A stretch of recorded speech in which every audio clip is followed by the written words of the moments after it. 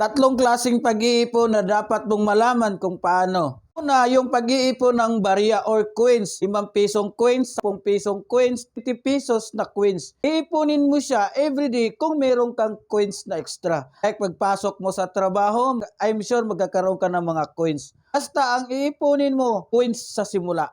5 piso, 10 piso, 80 pesos na coins. Yan saan mo siya ilalagay? Pwede mo siyang ilagay sa Wilkins na malaking lagayan ng tubig. Kung nakakita ka na ng Wilkins, medyo malaki or 100 pesos lang yan, mahigit kung bibilihin mo na may laman na tubig, assured, nandun yung price niyan. Dito mo siya ilagay and takpan mo siya ng masking tape. Hindi mo siya nakikita everyday kung gaano na karami ang laman. Dalawa, yung mag-iipon ka ng pirang papel. Yung pirang papel, magsisimula yan sa 50 pesos, 100 pesos, 200 pesos, or 500, doon po yung pag-iipon. Kung meron kang extra 50, extra 100, extra 200,